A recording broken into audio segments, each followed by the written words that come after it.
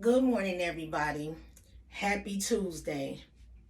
So, first, I want to say to you all, please listen to this whole video before you just turn off. Please listen to this video because today I'm about to share some very important information. A couple of weeks ago, maybe 3 weeks ago, I went to this training, and this training was called QPR training. We learned some very valuable information in this training that instantly I felt like I wanted to share with you all, but at the same time, I didn't know if you all would want it. I felt like that. I'm like, people don't want to hear about this. They don't want to hear about this. So, I guess don't share it with them. I was going to share with you all back some weeks ago when I was sharing the information about the city and jobs and education and training for GED and things like that. But I ended up, I had shot the whole video and talked about it and everything. But I shot another one and cut that part out because I felt like they're not going to want to hear this. But today, I decided that whether you all wanted to hear it or not, this is information that we all need to hear, and I'd rather hear about it preventatively, meaning before something happened, than finding out about it from a reactive stage. Now you reacting to a situation that has occurred. So basically, I was awakened last night to the information of someone taking their life. Okay? Someone taking their life, and which we know means someone committing suicide. Man, I was thrown aback. I was truly thrown aback by this information. I really was, because I don't know the person very well like that, but this person lately has been getting talked about on a regular basis, mentioned on a regular basis.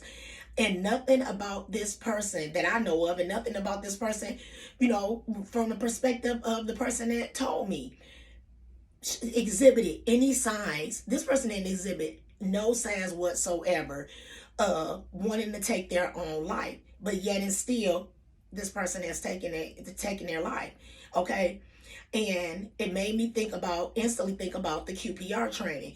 QPR stands for question, persuade, and refer. Okay? So, you questioning an individual. You questioning them about it, like if you notice signs and things like that. Then you're trying to persuade them that their life is worth living. And then from there, you're referring them somewhere. Okay? So, but I guess it's kind of difficult if this person doesn't show any type of signs, because it's like, what are you going to question? What are you going to question? When we were receiving the training, the trainers made reference to, what's his name? I'm so sorry, I'm at a middle block because this whole situation that just kind of threw me off. Twitch. That it was said that literally like the day before and this and that, there was no signs whatsoever of Twitch wanting to commit suicide, but yeah, he did. Okay, so a lot of times we can't even catch it because it's nothing that's just out, that's just blaring, that's something like this out of the ordinary for this person that's really standing out. So there are times that there's nothing really you can do. But if you know plain as day that I'm noticing something different about this person. This person is saying stuff different. This person trying to give away things that you know darn well that they would never give away. You know what I'm saying? This person is an outgoing person, and now they've retreated into themselves. We have to try to talk to these people or to this person so that we can get them some sort of help. So I'm going to read to you all some of the facts about suicide that I'm sure that many of you may not know, because I sure didn't know it.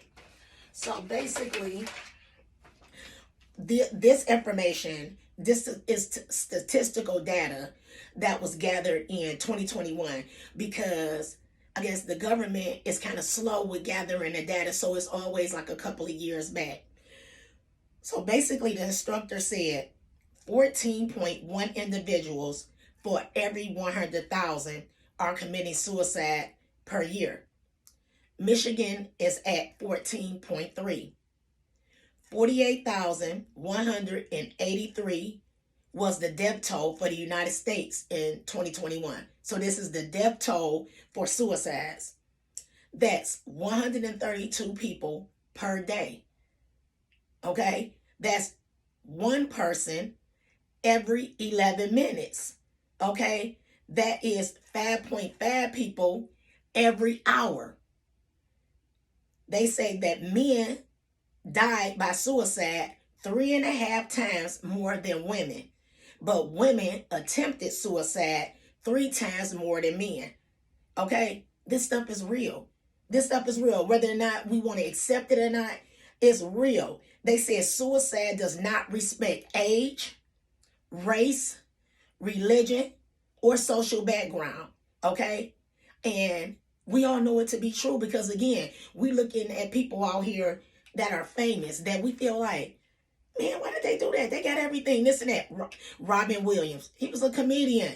He always had a smile on his face. Who would have thought that Robin Williams would have took his own life?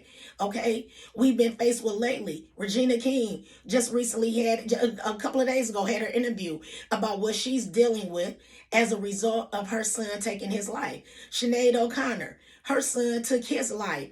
I mean, so again, those are perfect examples of your social background don't have nothing to do with you deciding or feeling like you don't want to be here no more.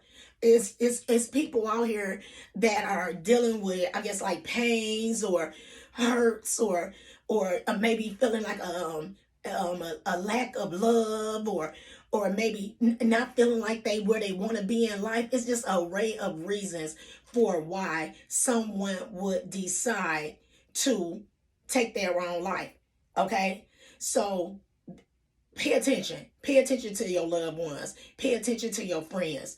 Okay? Pay attention to them, because literally, just by paying attention to the slight differences in a person's life may help you to save their life. You know, a lot of times people go away from here on something like this because they feel like people not going to care if I wasn't here no more. It wouldn't make their life no difference if I wasn't here anymore. You know, that's how they probably could literally be feeling. Because I'm going to be honest with you all. I have been in that place before where I thought that if I wasn't here, what would they care? What would they care if I wasn't here? I know what it's like to feel like that, because I have felt like that before.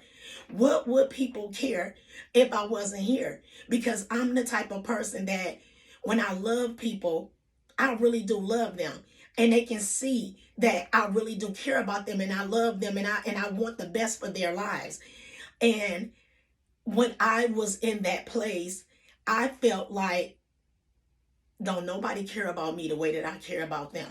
Don't nobody love me the way that I love them. So guess what? Let me go on. You know what I'm saying? I did. I literally felt like that. And I'm glad that when I did feel like that it was people in my life that were all paying attention to the blaring signs of the things that I was saying and I was doing. And they were there for me. Okay, so if you notice anything like that with one of your family members, your friends, your loved one, co-worker, or anything, pay attention. Pay attention. They have come out with a new number for suicide prevention, as well as a person that's dealing with mental health issues, and the number is so simple. It's 988. 988. If you know of someone who may be dealing with something like this, give them that number, 988. It made it real simple, just like 911, calling the police. So a person that don't have to do nothing that's long and drawn out, because they might not even be in a place where they can do something long and drawn out. Okay, it has a couple of options under the number, and the first option, option 1, is totally for veterans. So if this person that is dealing with this as a veteran, all they got to do is call 988, press 1, and they can instantly start getting the help that they need. All right. Again, I know that this was something really touchy, but I feel like better safe than sorry. Better safe than sorry, because to find out after the fact that someone didn't want to be here is I think a devastating, hurting, confusing type of thing, because unless someone leaves some sort of note or video or something explaining their reasons why, you'll go a whole lifetime wondering what was on this person's mind that they felt like it was nothing more that they could do than to end their own life. That's serious.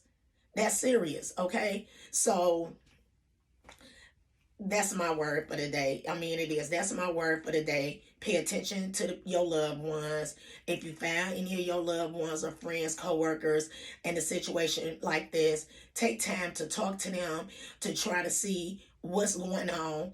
And from that point, call 988 or get them that number 988 to call so they can get the necessary assistance or help that they need to save their life. To save their life. All right.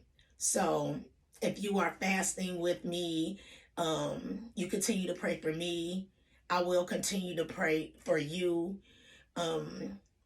This whole thing, man, is a trip. Just continue to pray for me, and I'll continue to pray for you.